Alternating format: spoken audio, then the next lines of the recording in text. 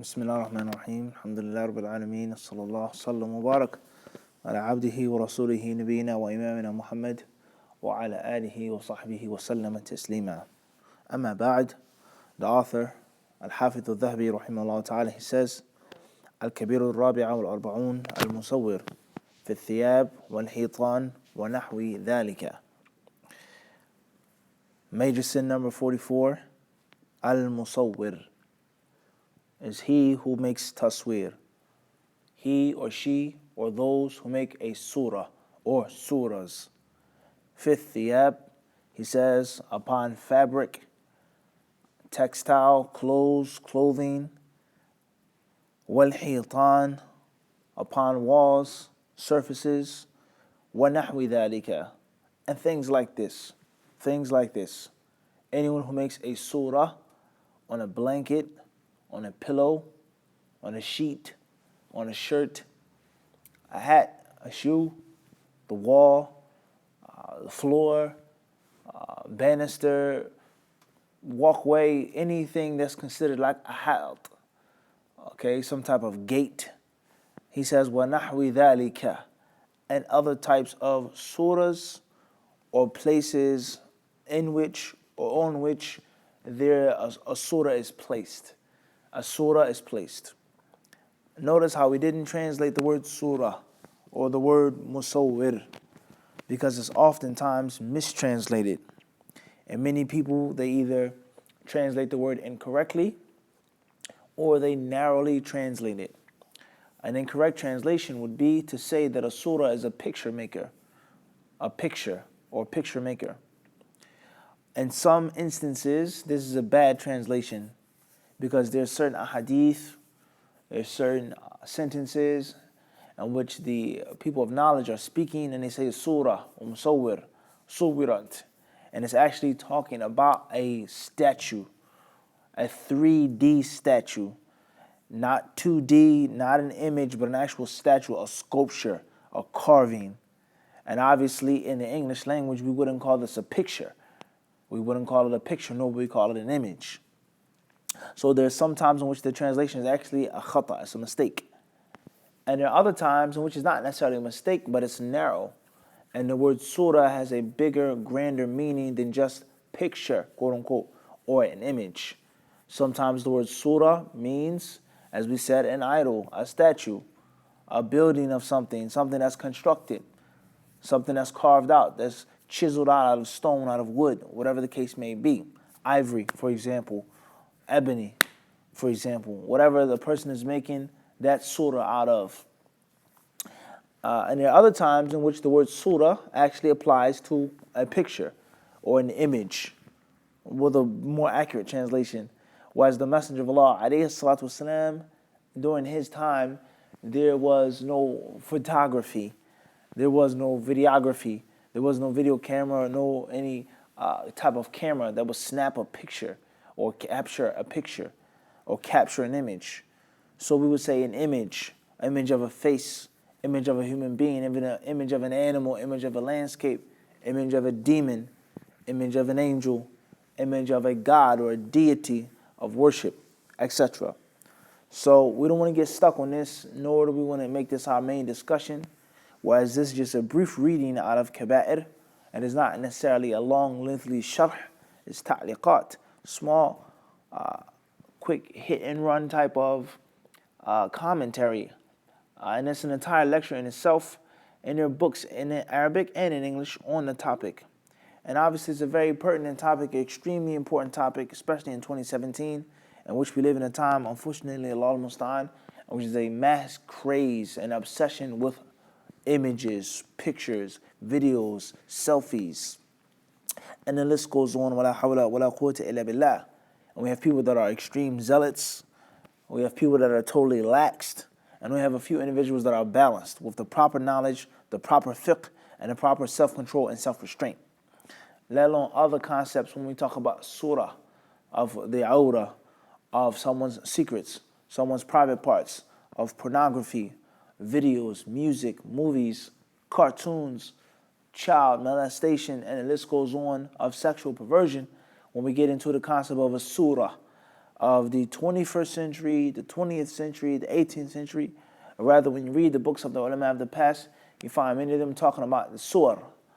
And it was way before the time of the 20th century. You read Ibn Qayyim, you read Ibn Taymiyyah, you read Ibn Rajab, and they talk about people, al-ishq, it's ishq surah, they say, passionate love for surahs.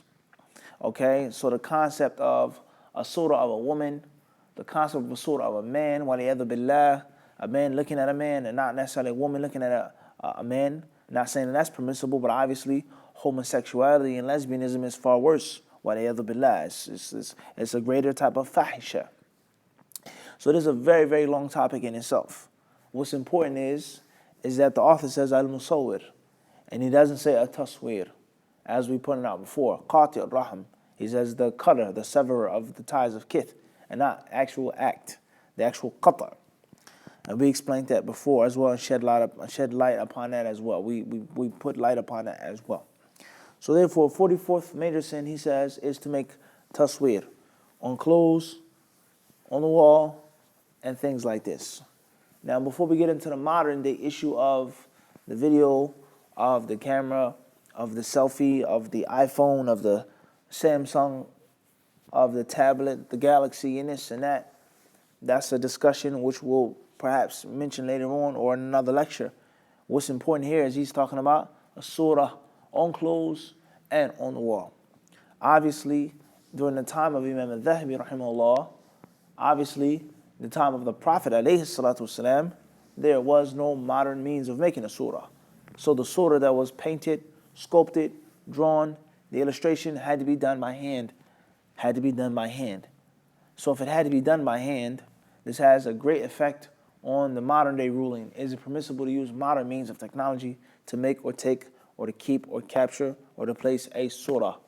Now, your child has on Pampers. You have baby wipes. Your child has a blanket. Your child has a bib. Your baby boy has a stroller, okay, a walker, a playpen, all right, a napkin. Your son has underwear. Your 3-year-old son, your 5-year-old son, he has little boy shorts with Spider-Man or Batman or Star Wars or things like this on the underwear. Is that haram? Obviously, that's not made by hand. There's no one person doing it. It's made in mass production. So does it take the same ruling? These are all things that pertain to this asl of the surah and the musawwir. And they're very important issues, as we said, in which there are people that are of both sides of extremism. Those in which everything is haram, everything is a surah. Cross it out. Poke out the cereal box, Captain Crunch, Tony the Tiger, Toucan Sam, any type of cereal box with any surah on it, you have to poke a hole in it and scratch it out with a marker. Everything's haram. Everything is impermissible to have in a house. You can't even have money in your wallet. I've heard people say, you can't have money in your wallet. You can't enter the masjid with your wallet. And the list goes on. Unfortunately, you can't make Hajj or Umrah. You can't get a driver's license. And the list goes on. No type of ID, nothing. It's all haram. And then some people just don't care. There's no such thing as a haram surah. There's no such thing as the issue of tasweer. There's no such thing as a haram picture, a video. Do whatever you want, say whatever you want, take whatever you want, capture whatever you like, keep whatever you like. It doesn't even matter. Whatever you want to do, just do it. Okay, and there's nothing haram, there's no hadiths, there's no issue, there's no problem. And then as we said before, there's a limited amount of elite Muslims, walillahi alhamd, who have the basic fiqh and more, inshallah, with regards to what is haram and what is not haram. What is a difficulty and a hardship, what is not a difficulty and hardship. What is contradiction, hypocrisy, and double standard, and what is equal amount of implementing the rule. It's haram to have a box of cereal in your house, but it's okay to have this type of ID for work. It's okay to have a Facebook page. I have Instagram. It's haram to make a dawah video. Some people say, why you have a YouTube channel? You make videos of yourself. You bring your own camera.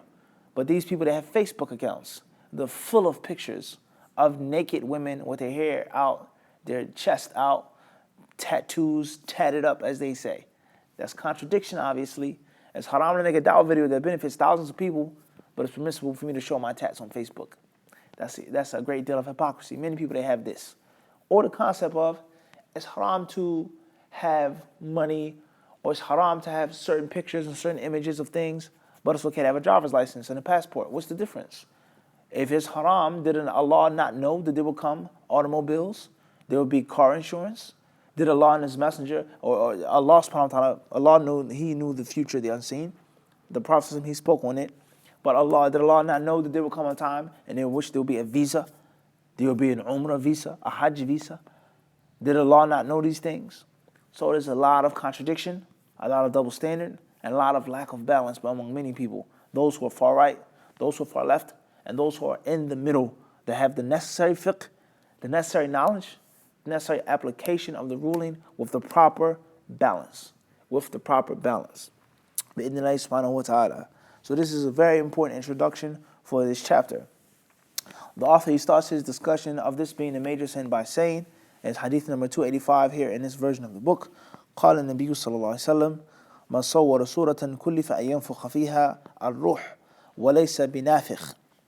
The hadith says that the Prophet صلى الله عليه وسلم says, من صور صورة, he or she or those, anyone who makes a surah, anyone who makes a surah, kullifa, they will be placed in charge. They will be held responsible of breathing life into it. They'll be held responsible of breathing a soul into this surah. وَلَيْسَ بِنَافِخٍ, and they will not have the ability to do so. He won't be able to breathe life into it. She will not be able to breathe a ruh into it. It says here in the footnotes that this hadith is collected by Imam Al-Bukhari in his Sahih and by Imam Muslim in his Sahih as well. So the hadith clearly proves is that anyone who makes a surah will be required to breathe into it, to give life to that thing. Obviously, he can't do that. Only Allah Azza wa Jalla is the one who creates and breathes life, gives life to things. So therefore, if a person makes a surah, and on the Day of Judgment, he's held responsible of breathing life into it, and he can't, then that leaves only one possibility, and that is for him to be held to do this. And if he can't do it, he won't be able to do it, he'll be punished. He'll be punished. So this hadith mentions a specific punishment for the act of tasweer. So it clearly proves that it is from the kaba'ir, where there's a specific wa'id, according to the principles that we laid down previously. So that's clear. The hadith did not specify who makes the surah. Man, woman, child, leader, led, knowledgeable, learned, pious, wicked, highborn, lowborn, does not specify. Nor does the hadith specify out of necessity. The hadith does not specify that it's permissible because of a necessity, let alone hardship, let alone a need, let alone a want and a desire. The hadith did not support that. Obviously, there are other texts in the kitab and in the sunnah, there are other qawa'id and dawabit, other rules, principles, guidelines, which the people of knowledge use to harmonize between all of the texts of the kitab and of the sunnah, what's permissible in times of necessity, need, compulsion, etc. But that's not what we're discussing right now.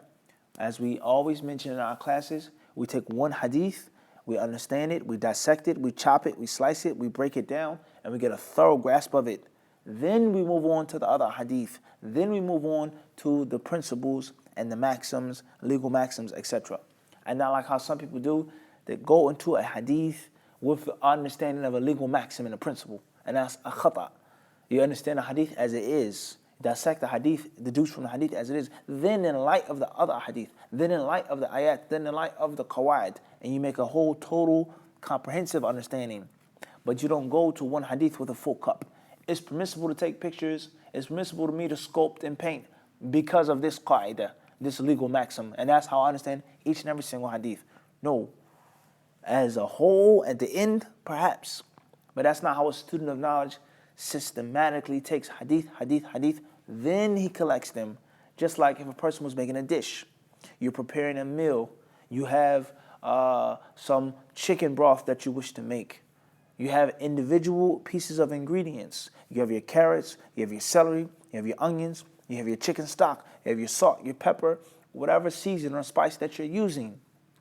You have the bones from the chicken, the fat from the chicken, the meat, the chicken breast, sliced up, the chicken thigh, cut up, diced up, your green peppers or whatever you're using in this stock or whatever you're using in this chicken stew or this soup, and you deal with the carrots individually, you do not think about a person, he does not think about the entire stew when he's slicing and dicing and cutting and preparing.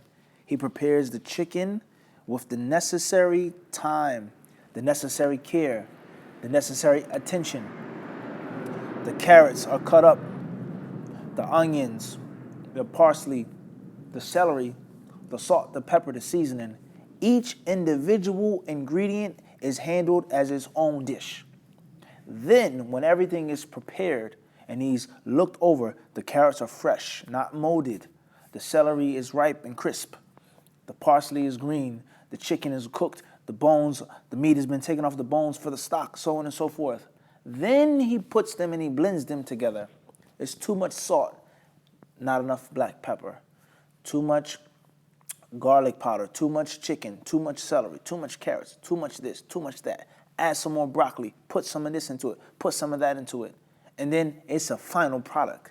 It's a final product. But that's not how you prepared those individual ingredients.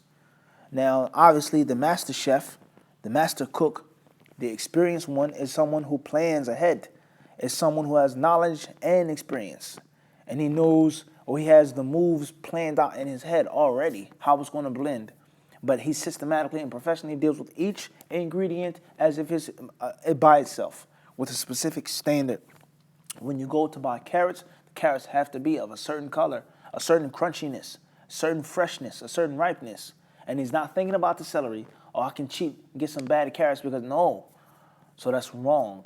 So this is a very simple, easy way of understanding the proper, systematic way of understanding hadith, then as a whole, with Quran, other hadith, and with the legal maxims, the principles, the madhabs, what the ulama say, so on and so forth. And we've spoken this many times before, and it's a very crucially, vitally important way of thinking for a student of knowledge that Hadith Disciple tries to promote and tries to encourage.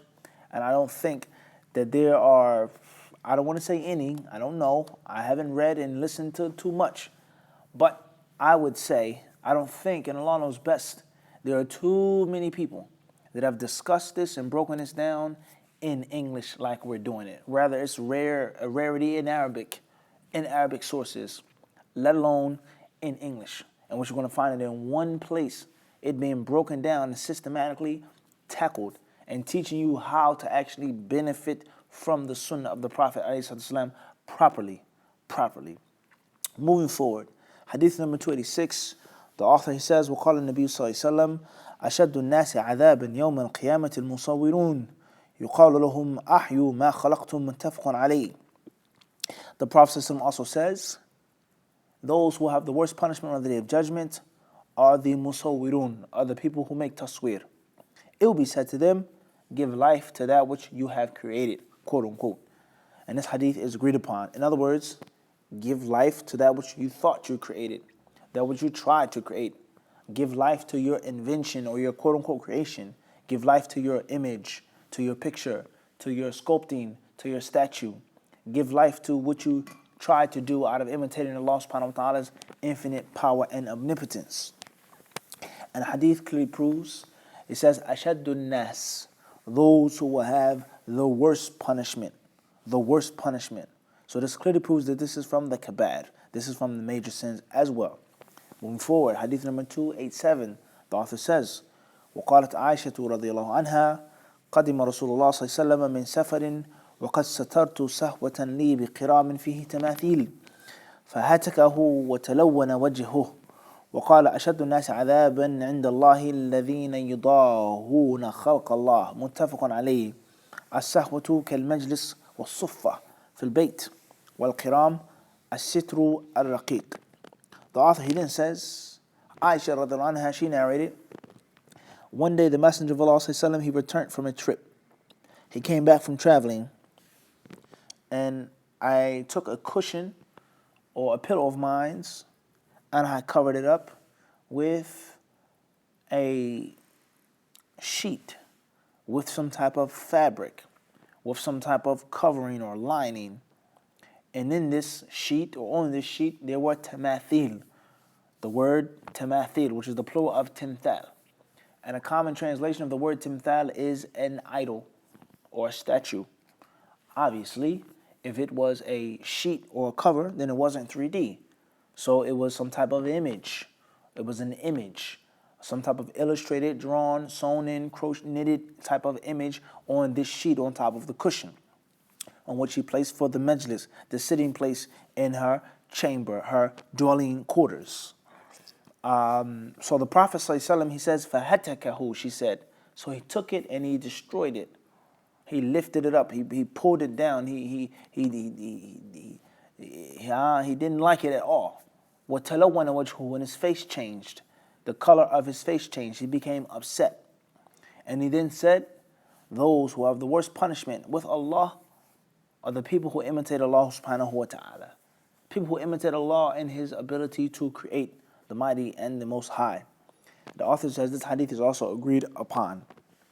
He then goes on to explain some of the words that are mentioned in hadith, which is a sub-branch of the study, or in the study of hadith sciences, known as gharib, or gharib al-hadith, the vocabulary from the hadith.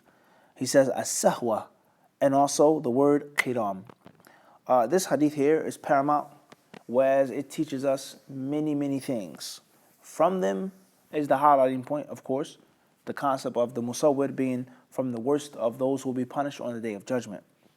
Okay? As the first two hadiths have proven.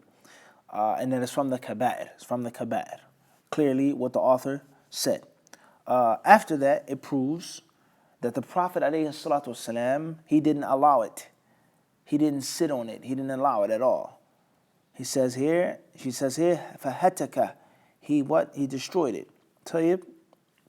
So the word sahwa here, before we move on any further, some of the people, they say here, as-sahwa kal-majlis. Some people they may translate it to mean as like a cushion, a place of sitting. And others, they may say that what's meant by the sahwa is the place of sitting. The place of sitting. In other words, it was hung up. It was a curtain that was hung up and not on the ground. Okay? And that's why he said, فَهَتَكَ. The Prophet took it and he ripped it down. The muhaqqiq, the editor of the book, he says in the footnotes, وَالصُّفَّةُ شِبْهُ الرَّفْ أو الطَّاق يوضع فيه الشيء أو شبه الخزانة الصغيرة يكون فيها المتاع. He says here, in the suffa, the sahwa, he says كالمجلس والصفة. This is very interesting here. He says it's like a shelf. It's like some type of shelf or some type of small closet in which a person places his or her things. All right? However, it says here, moving forward, he says, وَالْقِرَامِ سِتْرٌ يَكُونُ فِيهِ رَقْمٌ وَنُقُوشٌ أو هو ثوب غليظ من صوف ذي ألوان يتخذ سترا ويتخذ فراشا في الهودج وقيل القرام الستر الرقيق وراء الستر الغليظ. He mentions the different interpretations of this word qiram, whether it is a blanket, whether it is a curtain, a screen, whether it is some type of fabric, some type of piece of decoration, all right, that a person places on a thing. Okay, what's important here, whether this or whether that, is that the thing was not 3D. It was obviously on some type of fabric, some type of cloth. That's it. That's a shahid. What's important here, whether it was something that was hung up, whether it was something that was placed down, and that's an issue in itself. If the surah is placed in a cushion, can you sit upon it, whereas you're disrespecting it? That's an issue. What's important? Al-muhim, al-qasd. At the end of the day, whether this or whether that, because you obviously see different discrepancies in Arabic, let alone English translation. What's important is the Prophet ﷺ, he destroyed this thing. He defaced this thing, okay, that had timthal on it. So the hadith teaches us that the Prophet ﷺ, he did not allow it. And he enjoined the good and he forbade the evil in his own household with his wife, Aisha radiallahu ta'ala, and our mother. Hadith also teaches us is that the word timthal can be used for other than, quote unquote, a statue, other than a 3D idol, something out of wood or bark or animal bone, or whatever the case may be. And that's a discussion in itself. So we see here from this hadith, some of these words are interchangeable. So if they're interchangeable, then the person who absolutely uses them for one meaning or another is going to fall into scientific error. He's going to fall into khata ilmi. Khairan, inshallah. Khairan, let's move forward. Hadith number 288. The author, he says, وفي السنن بإسناد جيد يخرج عنق من النار فيقول إني وكلت بكل من دعا الله أو لكل من دعا مع الله إلها آخر وبكل جبار عنيد وبالمصورين. The next hadith, he says, in the Sunan, some of the people of Sunan have collected بإسناد جيد, with a good chain of narration. He says, يخرج عنق من النار. The literal translation of the hadith goes as follows. It says here is that a neck will come from the fire. A neck will come from the fire. And this neck, quote unquote, will say, وكلت. He says, I've been entrusted. I am in charge with the following types of people. Number one, بكل من دعا مع الله إلها آخر. Those who call upon other than Allah subhanahu wa ta'ala. Anyone who calls upon other than Allah, I am entrusted to punish this person or these people. Number two, he says, وَبِكُلِّ جَبَّارٍ عَنِيدٍ. And every stuck-up, horrible tyrant, every person that's jabbar, that oppresses the people, abuses the people, beats the people, starves the people, rapes the people, kills the people. He's anid. He's pig-headed and obstinate. A person stuck on himself or herself and has power and force and authority. He says, وَبِالْ مُصَوِّرِينَ. And also those who make tasweer. Those who make tasweer. The ulama, they have different views and opinions on the interpretation of this hadith, or the part of the hadith says unuq, literally meaning the neck, raqaba. Some of them say rajul is a man. Some of them say ta'ifa, a group of people, and there are other different views and interpretations. What's important is that there's a specific punishment for these type of people, and from them is the musawwir. That's the highlighting point from hadith. Hadith also teaches us the impermissibility and the severe danger of making shirk with Allah subhanahu wa ta'ala. Hadith teaches us the severe punishment, the severity, the gravity, the grave nature of being a tyrant, of being a bully, of forcing your way upon people because of your size or your strength or your skill or your speed, because of your money, your power, your influence, your knowledge, and just pushing the people around and picking on the people. So this is very scary and very dangerous. Only Allah knows how many people this hadith may apply to in 2017. Throughout history of man, when you read the annals of history, the countries, the wars, thousands, millions of people that starved to death, famine, blood spilt in the street like rain, like water. The people's lives were just thrown away like a piece of paper, of no value, of waste, just for a person's desires and lusts. How many people live like, as we speak today, like dogs, worse than dogs, in the lands of the Muslims, while some people have millions and millions, if not billions of dollars stashed away, and people live like beneath the level of human beings, and if they say anything and do anything, they're tortured, punished, electrocuted, shot, stabbed, sorcery is placed on them, placed in jail, beat with sticks, have dogs sent upon them, and all types of atrocities that are done to people through other individuals, other human beings, because of their power and their force. And certain governments, regimes, certain leaders, they use any means, any type of force to silence, to subdue, to eradicate, to stifle anyone who criticizes them. Only Allah knows how many people this part of the hadith applies to. And it also applies to scholarship in Islam. Unfortunately, those who use their knowledge to bully people, those who use their fame and their fortune and ilm to bully people, to force individuals to talk about other individuals. If you don't make tabdi', if you don't say he's a mubtadi', I'll say you're a mubtadi'. If you don't shut up and stop talking, I will warn from you. Even if I don't know you, I don't know who you are. If I don't know you, how can I know about your mistakes? But if you continue to go against what I say, what I feel, my desires, I know I have power and force. I know my influence in the Islamic world, the Muslim world. People will listen to me just because of who I am. And I will use my authority and I'll use my iron fist and I will force you to take a position. That's waliyadhu billah. That's a person being a tyrant, okay, and getting what they want and bullying and pushing people around. Unfortunately, this is not the topic of our discussion, but it's very important for us to go back to the basic, simple lessons, is that you never allow a bully or a tyrant to get his way, ever, ever. And the moment that you stand down and you allow someone to run over you, you're only making it worse for the next man. You may not care. It may not bother you. It may just be one person, or you can talk about me, so what? You can take my milk money in the lunchroom. But what about the next person that really does need the milk money? The next person that really will cry if something is done. The next person whose jacket or shoes will be stolen and taken away. And that's all they have. So you have to stand up to the bully. And the same applies to Islam. Someone is a bully, someone is a tyrant. Someone has transgressed their boundaries with their ilm.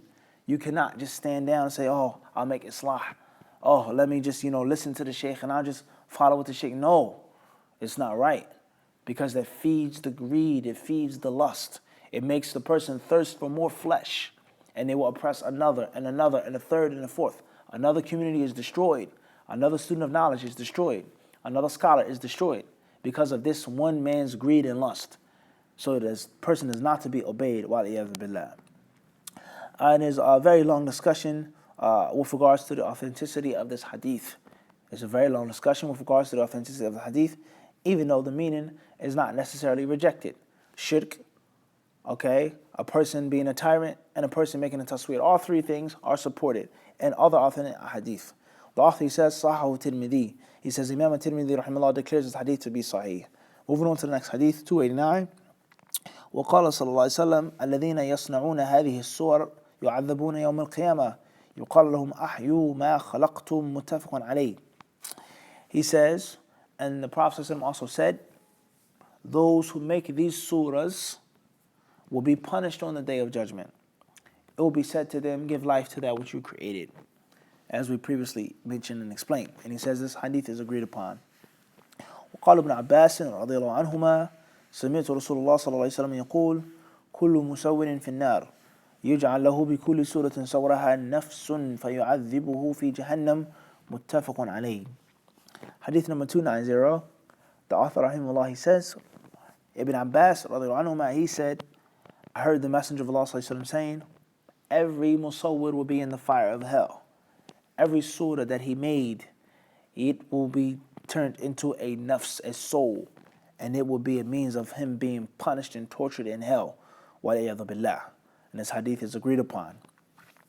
وقال صلى الله عليه وسلم يقول الله عز وجل ومن أظلم ممن ذهب يخلق خلقا كخلقي فليخلقوا حبة أو يخلقوا شعيرة أو ليخلقوا ذرة أو ذرة أو ذرة متفق عليه.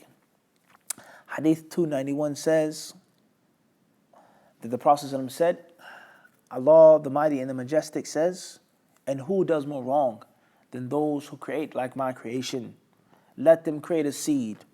Let them create a grain. Let them create a hair. Let them create an ant or an atom. Let them create a sediment, a piece of sand or dirt or dust. And the hadith is agreed upon.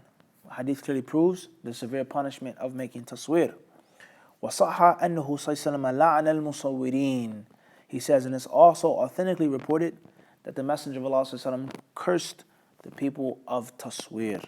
Cursed the people of tasweer. That's the end of chapter number 44, or major sin number 44. Now, the hadith regarding this issue are extremely clear, that it is haram to make tasweer. Extremely clear.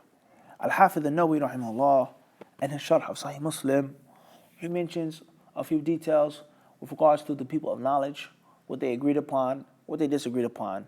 Actual tasweer, making tasweer of animals, making tasweer of landscapes, things that are not or do not possess a soul. All right, that's a long discussion.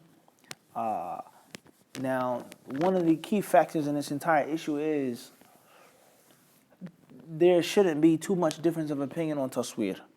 That is haram. But the issue in which there could be a great deal of difference of opinion is what's meant by tasweer. What is maqsood with tasweer? Is tasweer a picture? Is it a video camera? You making a video with your iPhone? You taking a Snapchat or whatever they call it? Allahu alam.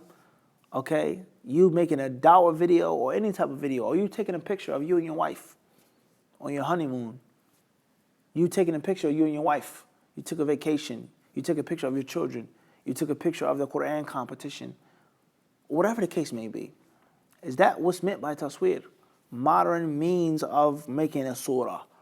Or is tasweer, what's meant by it, is a illustration made by hand. A sculpture, a chisel, something that you chiseled out yourself and actually took the time to paint and to put together and used a great deal of skill and talent in making and quote-unquote creating. Some of the ulama say tomato and some say tomato. Some say right, some say left. Some say that it's included in that. It's no difference. And others say no. The Prophet ﷺ meant something that was done by hand, which is based off of ultimate skill, ultimate talent. The other ulama who say that it does apply to modern means, they say it takes great skill in taking pictures as well. And people that go to school to be photographers. And there's a school and a school of thought. There's a philosophy. There's a great deal of technique that it goes into being a professional photographer. That's well known. The lighting, okay, the posture, how you sit, smile, your hand, this landscape, this background, this color, this combination is well known. Photography is a skill in itself, let alone a talent. There has to be a photographer that has natural knack, a natural taste, a natural ability, a nose for taking pictures, who is good for a picture, who isn't good for a picture, okay? As they say, photogenic, etc. That's well known. So there are people that have talent. Then those who have the talent, they have to learn. They have to have skill in processing the photographs, looking at, and the list goes on. So that can be applied too. So some of the ulama, they say that a camera, a video, these things apply to the general concept of tasweer. And other ulama, they say that they do not. And what's meant by tasweer, musawwir, timthal, is that which is done by hand, which is a different type and a different level of talent, a different level of skill, not a machine, not something that's mechanical, something that is means of technology, okay? That's clear on that. Now, we're not going to get into whose view is right, whose view is wrong. Those are the two views of the ulama of today, the modern fuqaha. Obviously, anyone with any common sense will say there was no camera in the time of the Prophet ﷺ. So for this modern camera to be applied to an ancient hadith, there has to be a point of breaking or point of meeting. Some say it meets, and some say it breaks. Khair, moving forward. Those ulama who say that cameras, video cameras do apply, or a camcorder, or these things, it does apply to tasweer. They say that it depends on the content of the surah. Something that's filthy and lewd is not like something that's permissible. A man taking a picture of his wife, his children, his cat, okay, his hunting dog, a dog that's permissible to have, is not like a person taking a picture of a naked woman who's ajnabiyya, who he's not married to, who isn't his right-hand possession. He's not allowed to look at. All right? And the list goes on with regards to the haram or the halal content. The content of it being haram or halal. Very important dabit, muhim jiddan. Those ulama who say that you can take pictures, you can use a camera, they say that it depends on the content. And if you have haram things, then all of the ulama say it's haram. You can't have pictures of, waliyadu billah, girls that you're not married to, on your phone, on your computer, okay, in your house. It's impermissible. But you take a picture of your children, you take a picture of your family reunion, family meeting, they say it's a different story.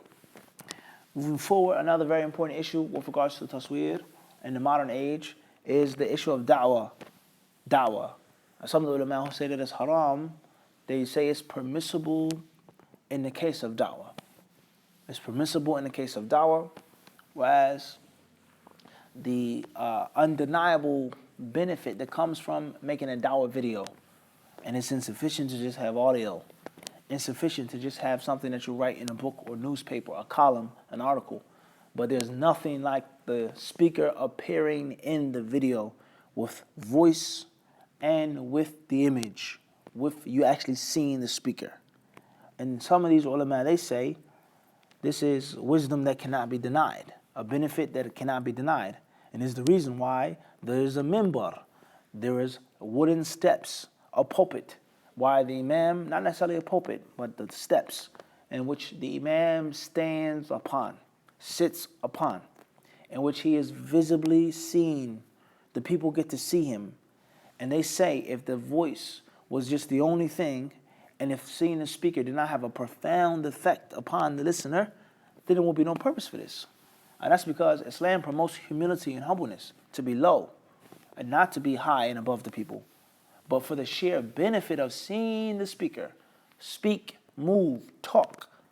The minbar is placed, and the minbar is to be high above the steps, above the people to see, above the level of the feet and the knees, the head and the neck. He's to be above. So they say this clearly proves that. And other ulama, they say the exact opposite. They say no, this hadith or these hadiths are clear, they're severe, they're strong, it's haram, it's no need for it, the voice is more than enough. Tayyib, moving forward. Another very important issue is the concept of necessity or need. Two different things now. A necessity is one thing. It's a necessity. A person is compelled to do it. Or even a third level. A person being compelled, a person having a necessity, and a person having a need. Let alone a want. 4 levels. So the first level, clear. Second level, some ulama, they say even though it's haram originally, it's permissible of necessity. I have to travel to a country to get cured. I need a passport. Okay? Whatever the case may be. Seeking ilm, making hijrah, fighting jihad in Allah's cause, whatever the case may be. That's a necessity. Also a need, a driver's license, a passport, school ID. I have to get an education. I need to get an education. A person needs to have a job. I need to take care of my family. The Muslims in the community need professionals in Canada. We need professionals. Not a brother that's, no, we need an actual trained professional.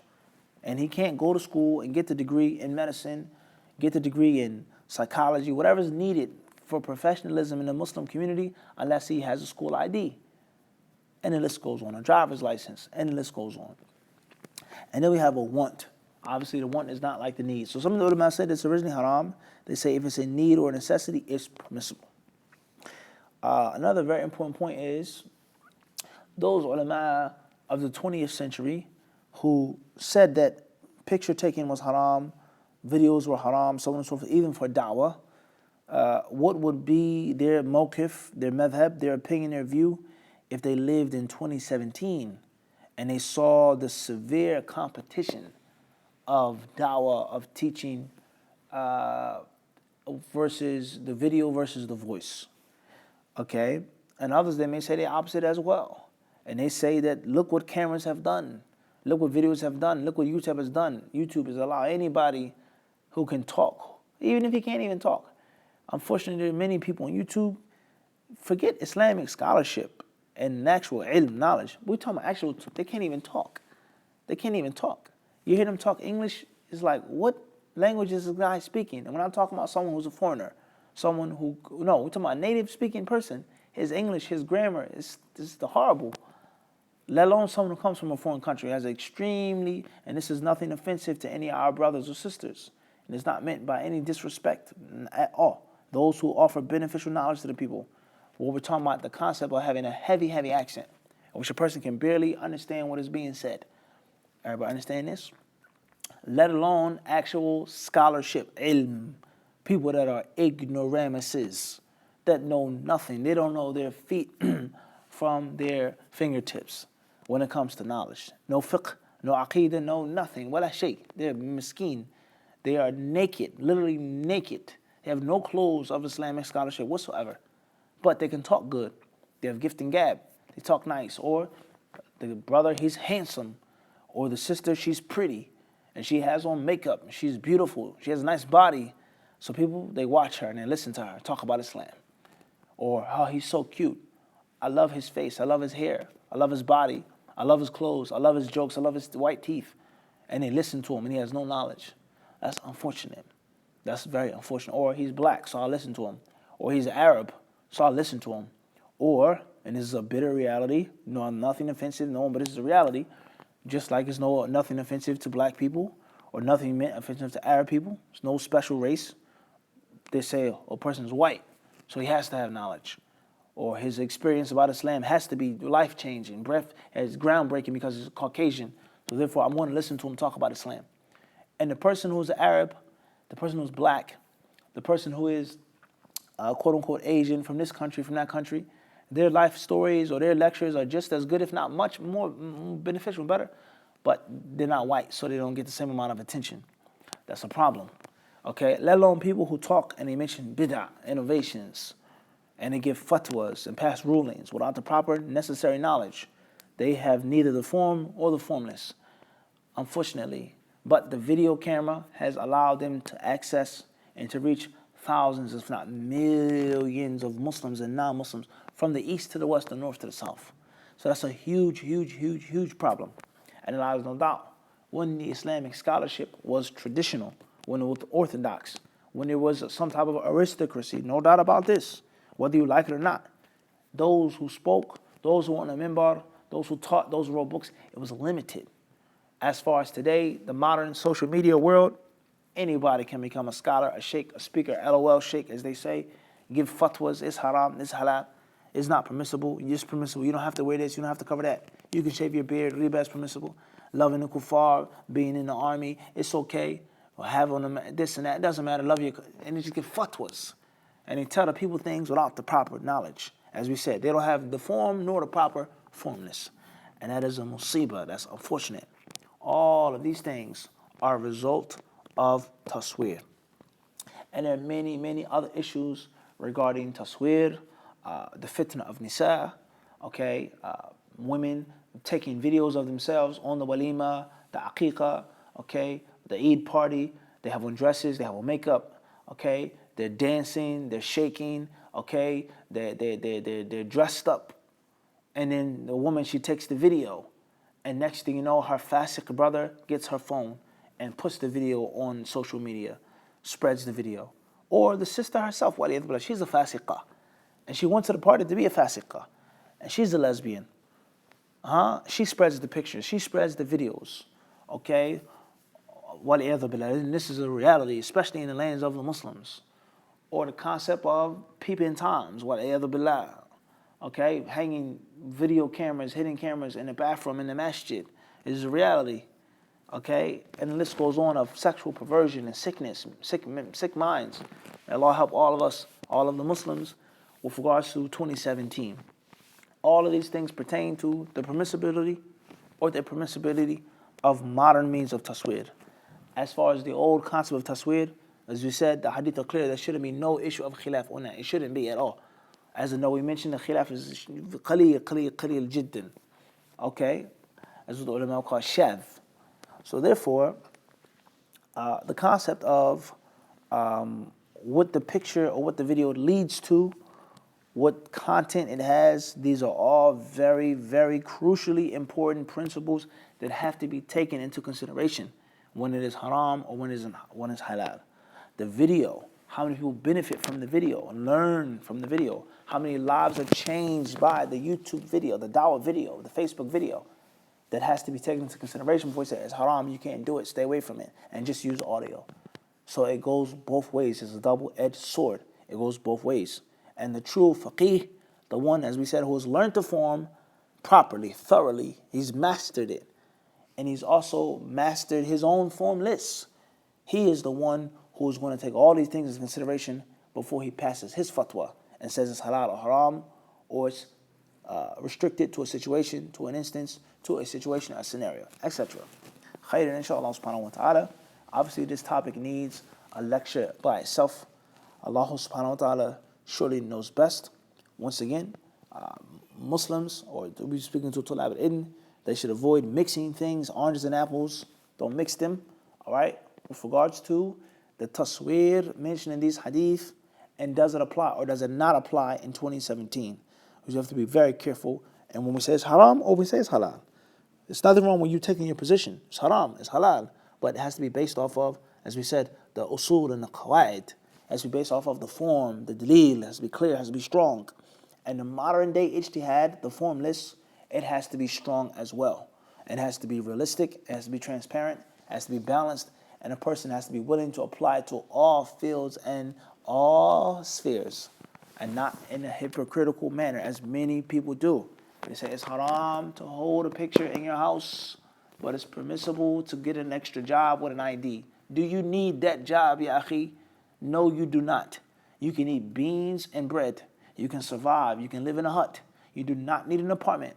You do not need a house. You do not need a car. You can ride the train, the bus. You can get an automobile. A bike, a bicycle, a motorcycle. You don't need a car. Do you need a car or do you want a car? So a person says it's not a necessity to do this, but it's a necessity to do that. That's a problem. Or those who say it's permissible to make a picture. There's nothing wrong with it, but you can't keep the picture. What's the difference? If it's permissible, why can't I keep it? Or they say that you can keep the picture, but you can't hang it up in your house. Tayyib. The question is asked. If I can make the picture, it's not haram, it's not no one naked, it's nothing that's pornographic, it's nothing impermissible, why can't I hang it up? What's the dalil that you can't hang it up? So it's very important to understand is that when you take an opinion, you have to be willing to apply that opinion and not have a double standard or contradiction in which your fiqh is not parallel. Wallahu subhanahu wa ta'ala alam. May He bless me and all of the Muslims that have proper fiqh of the deen and proper application of the deen. Wallahu alam.